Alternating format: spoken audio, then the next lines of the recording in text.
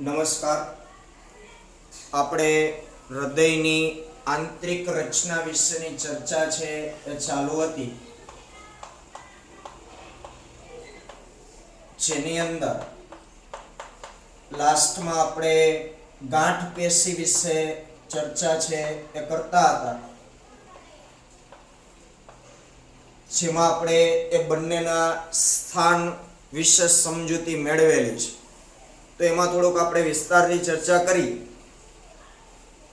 તો આપણે જે કીધું કે હૃદયમાં કુલ 4 વાલ્વ હોય, એમાં એક ત્રિદલ વાલ્વ, એક દ્વિદલ વાલ્વ અને 2 અર્ધચંદ્રાકાર વાલ્વ. તો આ ચારેય વાલ્વ જે છે એના કાર્યો શું છે? તો કર્ણક અને ક્ષેપકની વચ્ચે આવેલા જે દ્વિદલ અને ત્રિદલ વાલ્વ છે, તો એ જ્યારે ઓપન થાય ત્યારે કર્ણકોમાંનું રુધિર ક્ષેપકોમાં આવતું હોય છે. જમણા કર્ણકમાંનું રુધિર જમણા ક્ષેપકમાં આવે, ડાબા કર્ણકમાંનું રુધિર છે એ ડાબા ક્ષેપકમાં આવે. એ વાલ્વો ઓપન થાય ત્યારે, અને પાછા એ બંધ થઈ જતા હોય, જેથી કરીને જ્યારે ક્ષેપકોનું સંકોચન થાય તો પાછું રુધિર કર્ણકોમાં ન જાય એટલા માટે. એવી જ રીતના જે 2 અર્ધચંદ્રાકાર વાલ્વો છે, જેમ કે જમણા ક્ષેપક અને ફુફુસીય ધમની વચ્ચે એક વાલ્વ છે, ડાબા ક્ષેપક અને મહાધમની કાંડ વચ્ચે એક વાલ્વ છે. તો જ્યારે ક્ષેપકોનું સંકોચન થશે એટલે ક્ષેપકોમાંનું રુધિર, જેમ કે જમણા ક્ષેપકમાંનું રુધિર ફુફુસીય ધમનીમાં જાય અને ડાબા ક્ષેપકમાંનું જે રુધિર હોય એ મહાધમનીમાં જાય, ત્યારે એ વાલ્વો ખુલતા હોય, પછી તરત જ એ વાલ્વ બંધ થઈ જાય, જેથી કરીને પાછું રુધિર ક્ષેપકોમાં આવે નહીં. તો અહીં આ વાલ્વોનું કામ છે કે રુધિરનો જે પ્રવાહ હોય એ એક દિશામાં જળવાઈ રહે. એ કામ આ વાલ્વોનું હોય છે. એ તો આગળ આપણે પરિવહન કેવી રીતના થાય ભણશું એટલે એ બધું આવશે જ પાછું. પણ આ જે વાલ્વો છે ચારે, એનું કામ શું હોય છે કે રુધિરને એક દિશામાં વહન કરાવવાનું. ચાલો હવે આગળ આપણે વાત કરીએ ગાંઠ પેશીઓ વિશેની. તો સમગ્ર જે હૃદય છે એ હૃદ સ્નાયુઓનું બનેલું છે, જે આપણે જાણીએ છીએ. સમગ્ર હૃદય હૃદ સ્નાયુઓનું બનેલ છે.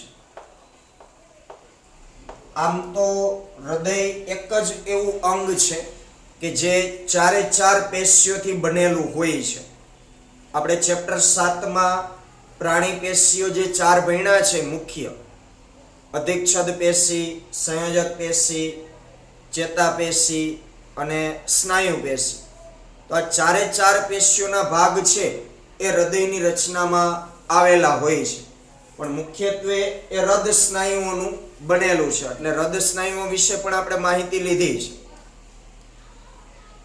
અહીં ક્ષેપકોની જે દિવાલ હોય એ કર્ણકોની દિવાલ કરતા જાડી હોય છે. ક્ષેપકોની દિવાલ કર્ણકોની દિવાલની સાપેક્ષમાં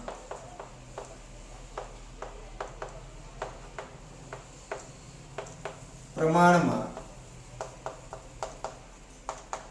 જાડી હોય છે. એનું પણ એક કારણ છે. ક્ષેપકોની દિવાલ જાડી હોય કર્ણકોની દિવાલ કરતા, તો એની પાછળનું કારણ એ છે કે કર્ણકોને માત્ર ને માત્ર રુધિર ક્યાં મોકલવાનું હોય છે? નજીકના વિસ્તાર. જેમ કે જમણું કર્ણક છે તો જમણા કર્ણકને રુધિર ક્યાં મોકલવાનું હોય છે? જમણા ક્ષેપકમાં. એવી રીતના ડાબું કર્ણક છે તો ડાબા કર્ણકમાંથી રુધિર ક્યાં આવે? ડાબા ક્ષેપકમાં. એટલે કે કર્ણકોને નજીકમાં રુધિરનું વહન કરાવવાનું હોય છે. તો એની દિવાલ ઉપર એટલું બધું દબાણ આવતું નથી જ્યારે હૃદયનું સંકોચન થતું હોય ત્યારે. એટલે એની દિવાલ પાતળી હોય. પણ જે ક્ષેપકો છે એને દૂર સુધી રુધિરને વહન કરાવવાનું હોય છે, તો ક્ષેપકોમાં દબાણ વધુ આવે. જમણું ક્ષેપક છે તો એને ફેફસા સુધી રુધિર પહોંચાડવાનું હોય છે, અને ડાબું ક્ષેપક છે તો એને તો આખા શરીરમાં રુધિર પહોંચાડવાનું હોય છે. કારણ કે ડાબા ક્ષેપક સાથે કોણ જોડાયેલું છે? મહાધમની કાંડ.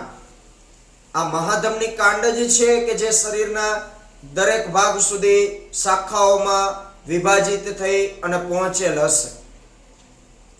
તો જમણા ક્ષેપક કરતાંય ડાબા ક્ષેપક ઉપર વધારે માર આવે, એટલે ક્ષેપકોની દિવાલ જાડી હોય છે કર્ણકોની દિવાલ કરતા. ક્ષેપકોમાં પાછી જે ડાબું ક્ષેપક છે એની દિવાલ જમણા ક્ષેપક કરતાંય જાડી હોય છે. એટલે એક લાઈન આપણે ઉમેરશું, જમણા ક્ષેપક કરતા ડાબા ક્ષેપકની દિવાલ વધુ જાડી હોય છે. આ લાઈન એમાં નહીં હોય, કારણ કે જમણા ક્ષેપકને તો ખાલી ફેફસા સુધી રુધિર મોકલવાનું હોય છે, એટલે એના ઉપર થોડોક ઓછો માર આવે. પણ ડાબું જે ક્ષેપક છે તો એને શરીરના દરેક ભાગ સુધી બ્લડને પહોંચાડવાનું હોય છે, એટલે એના ઉપર થોડુંક વધારે દબાણ હોય, એટલે એની દિવાલ બાકીના ત્રણેય ખંડો કરતા આની દિવાલ સૌથી વધુ જાડી હશે. જોકે બંને ક્ષેપકોની દિવાલ તો જાડી છે જ કર્ણકો કરતા, પણ બંને ક્ષેપકમાં પાછી ડાબા ક્ષેપકની દિવાલ વધુ જાડી હોય છે. રેડી? એટલે એ ધ્યાનમાં લઈ લેજો.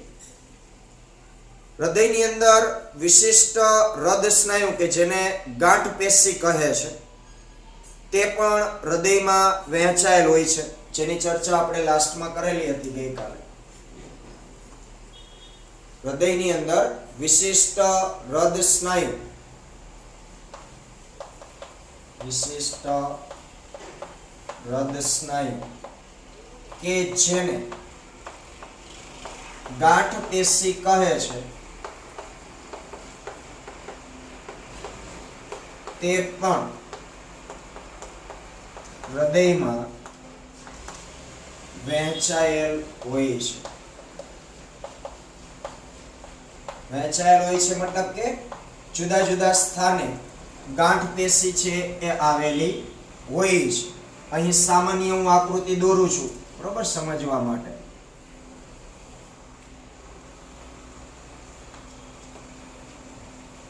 આ છે એ જમણું કર્ણક છે, આ છે એ ડાબું કર્ણક છે. અહીં જમણું ક્ષેપક હશે, અહીં ડાબું ક્ષેપક હશે. તો આપણે એક ગાંઠ પેશી અહીં બતાવેલી હતી અને એક ગાંઠ પેશી અહીં બતાવેલી હતી. રેડી? ચાલો, તો આ જે વિશિષ્ટ હૃદ સ્નાયુ કે જેને ગાંઠ પેશી કહે છે એ પણ હૃદયમાં વહેંચાયેલ હોય. વહેંચાયેલ હોય મતલબ કે જુદા જુદા સ્થાને આવેલી હશે. હવે આ જે ગાંઠ પેશી છે એમાંથી એક પેશીનો સમૂહ ક્યાં આવેલ છે? તો કે જમણા કર્ણકના જમણી બાજુના ઉપરના ખૂણા. રેડી? એ આપણે વાત કરેલી છે, જેમાંથી એક પેશીનો સમૂહ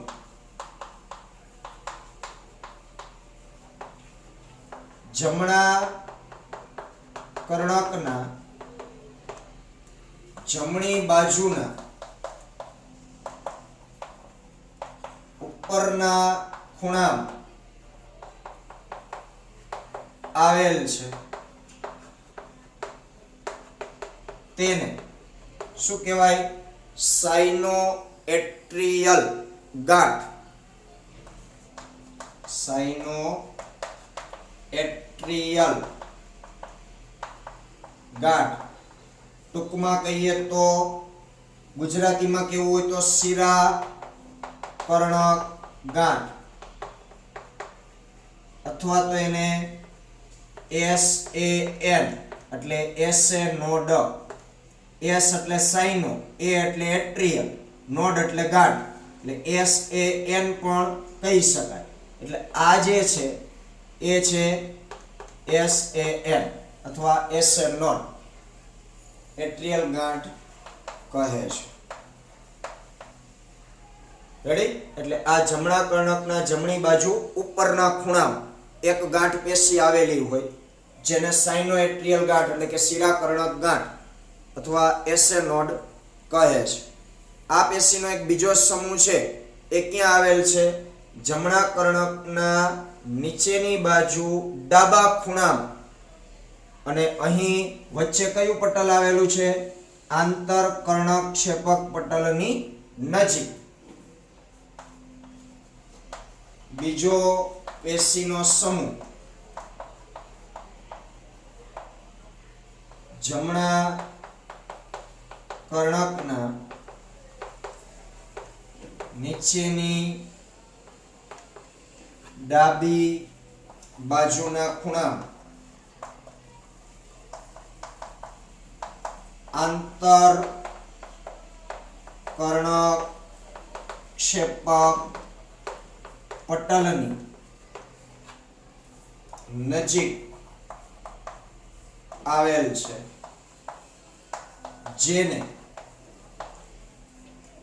એવી નોડ, એટલે હું આની વાત કરું છું, આ જે છે એ એવીએન, બરોબર, કે જે જમણા કર્ણકના નીચેની બાજુ ડાબા ખૂણા અને આંતર કર્ણકક્ષેપક પટલની નજીક જે આવેલ છે એને કહેવાશે એટ્રિયો વેન્ટ્રિક્યુલર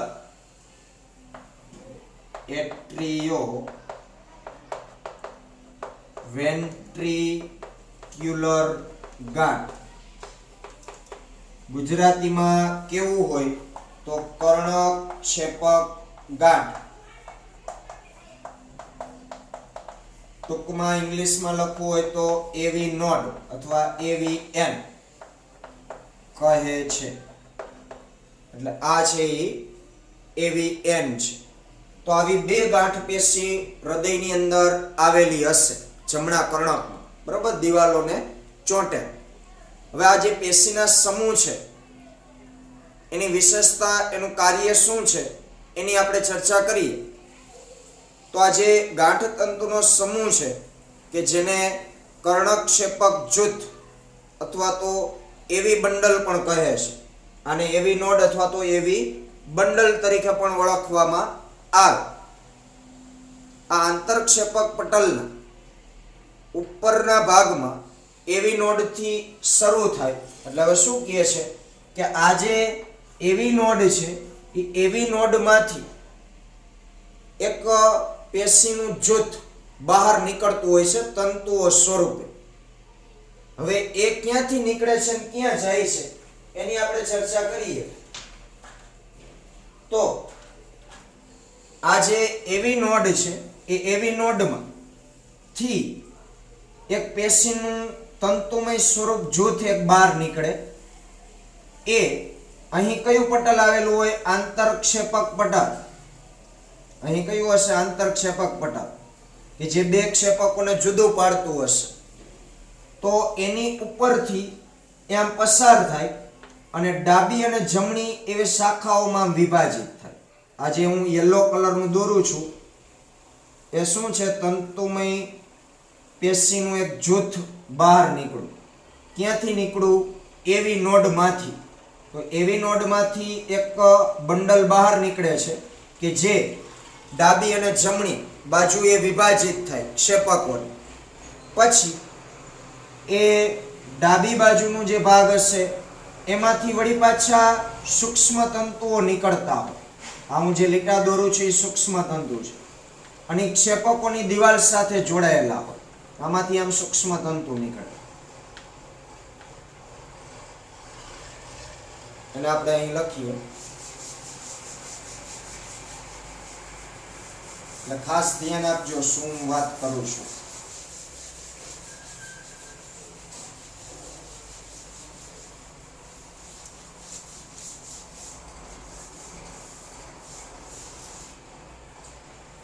આ જે એવી નોડ છે એમાં થોડીક વાક્ય રચના અટપટી લખી છે, આપણે આપણી રીતે લખી. એવી નોડમાંથી એવી બંડલ એટલે કર્ણક્ષેપક સ્નાયુનું જૂથ જેને એવી બંડલ કહેવાય. એવી બંડલ આંતરક્ષેપક પટલના એટલે આ જે અહીં હશે એ આંતરક્ષેપક પટલ હશે. એ આંતરક્ષેપક પટલના ઉપરના ભાગમાંથી પસાર થઈ ડાબી અને જમણી શાખાઓમાં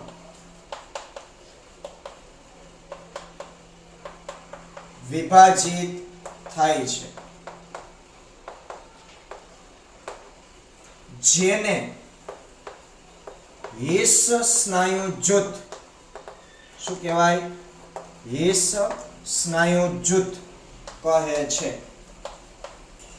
ટેક્સ્ટ બુકમાં થોડુંક આડાસવડી વાક્ય રચના બધી લખી છે એટલે ટૂંકમાં એવી નોડમાંથી એવી બંડલ નીકળ્યા, યલો કલરનું મેં દોર્યું એ, પછી ડાબી અને જમણી શાખાઓમાં વિભાજિત થાય એ સ્નાયુનું જૂથ જ છે.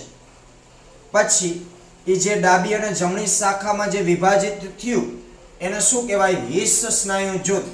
આ હિસ એ વૈજ્ઞાનિકનું નામ છે અને એને આ સંશોધન કરી અને સમજાવ્યું છે એટલે એનું નામ રાખ્યું હિસ સ્નાયુ જૂથ. હવે આ જે હિસ સ્નાયુ જૂથ છે એ હિસ સ્નાયુ જૂથ આગળ જતા સૂક્ષ્મ શાખાઓમાં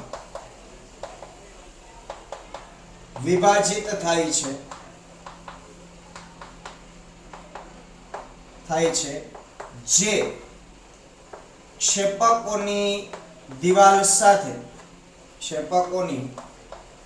દિવાલ સાથે જોડાય છે. તેને પરકિંજે તંતુઓ કહે છે. હવે આ જે છે એ હિસ સ્નાયુ જૂથની શાખા છે. પછી મેં આ જે લીટા કર્યા ક્ષેપકોની દિવાલ સાથે જોડાઈને બતાવ્યા છે એ આ હિસ સ્નાયુ જૂથની શાખાઓ છે અને એ તંતુઓ જે આ સૂક્ષ્મ તંતુઓ છે એને શું નામ આપ્યું? પરકિંજે તંતુઓ. એટલે હિસ સ્નાયુ જૂથ જે સૂક્ષ્મ શાખાઓમાં વિભાજિત થાય એ સૂક્ષ્મ શાખાઓને શું કહેવાય? પરકિંજે તંતુ. અહીં પરકિંજે એ પણ વૈજ્ઞાનિકનું નામ છે અને આ વૈજ્ઞાનિકે એવું બતાવ્યું કે આ હિસના સ્નાયુ જૂથમાંથી પણ પાછા સૂક્ષ્મ તંતુઓ નીકળે છે અને એ સૂક્ષ્મ તંતુઓ જે તે બાજુના ક્ષેપકની દિવાલ સાથે જોડાયેલા હોય છે એટલે એનું નામ આપ્યું પરકિંજે તંતુઓ. ક્લિયર? હવે આ જે એસેનોડ છે એ એસેનોડમાંથી પણ સ્નાયુ જૂથ નીકળી અને એવી નોડમાં જતું હોય અને બાકીની શાખાઓ છે એ કર્ણકોની દિવાલ સાથે જોડાયેલી હોય. હું અહીંયા બોર્ડરમાં કરી નાખું છું. જે એસેનોડ છે એ એસેનોડમાંથી પણ સ્નાયુ તંતુ નીકળતા હોય. એ સ્નાયુ તંતુ કર્ણકોની દિવાલ સાથે જોડાયેલા હોય અને એવી નોડ સાથે પણ જોડાયેલા હોય. એટલે કનેક્શન આખું કઈ રીતે હશે?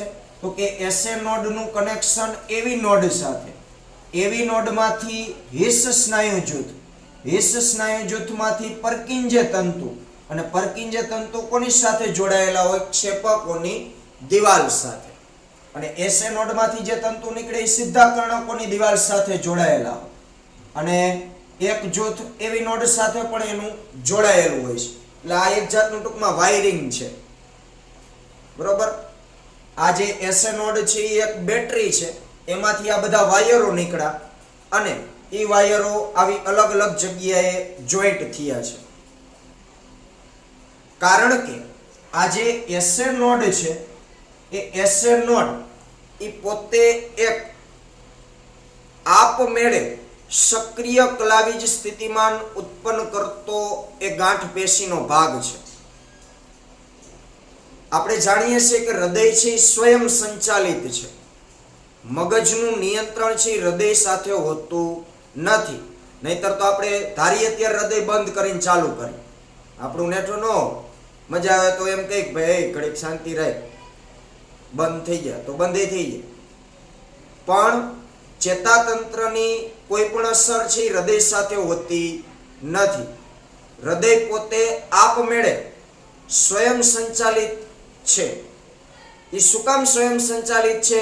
તો એની પાસે આ એસે નોડ આવેલી છે. આ એક વિશિષ્ટ ગાંઠ પેશી છે કે જે પોતે સક્રિય કલાવીજ સ્થિતિમાન ઉત્પન્ન કરવા માટે સક્ષમ છે. હવે સક્રિય કલાવીજ સ્થિતિમાન એટલે આપણે 21મા ચેપ્ટરમાં ભણી ગયા છે ઉર્મિ વેગ. તો આ એસે નોડ પોતે જાતે એવા ઉર્મિ વેગ ઉત્પન્ન કરે છે, વિદ્યુત સ્થિતિમાન ઉત્પન્ન કરે છે. આ વિદ્યુત સ્થિતિમાન એસે નોડમાંથી એવી નોડમાં જતું હોય, એવી નોડમાંથી હિસના સ્નાયુમાં જતું હોય, હિસના સ્નાયુમાંથી પર્કિંજય તંતુમાં જાય અને પર્કિંજય તંતુમાંથી ક્ષેપકોની દિવાલને સંદેશાઓ મળે. એટલે ક્ષેપકોની દિવાલનું સંકોચન અને વિકોચન થતું હોય છે. એવી જ રીતના એસે નોડમાંથી સીધા સ્નાયુતંતુ કર્ણકોની દિવાલ સાથે પણ જોડાયેલા છે. એટલે કર્ણકોની દિવાલને પણ સંદેશાઓ મળે સંકોચન અને વિકોચન માટે. એટલે આ એસે નોડ છે એ પોતે સક્રિય કલાવી સ્થિતિમાન ઉત્પન્ન કરવા માટે સક્ષમ છે. એસે ગાંઠ સક્રિય કલાવીજ સ્થિતિમાન સર્જવા સક્ષમ છે. એટલે કે જાતે જ એને કોઈ પણ મગજ દ્વારા ઓર્ડર મળતા નથી. એ ગાંઠ પેશી જ વિશિષ્ટ છે, એ જાતે જ સક્રિય કલાવી સ્થિતિમાન ઉત્પન્ન કરી શકે છે અને એ પણ સમયાંતરે લયબદ્ધ સાથે. એટલે જ આપણું હૃદય દર મિનિટે 70 થી 75 વખત ધબકે છે. એનો મતલબ જ એવો કે આ એસે નોડ દર મિનિટે 70 થી 75 વખત સક્રિય કલાવી સ્થિતિમાન સર્જે છે. એકવાર ઉર્મિવેગ મળે એટલે એકવાર ધબકે, બીજી વાર ઉર્મિવેગ મળે એટલે બીજી વાર હૃદય ધબકે. એ હૃદય ધબકવું મતલબ કર્ણકો અને ક્ષેપકોનું સંકોચન વિકોચન, એના કારણે જ હૃદય ધબકે છે.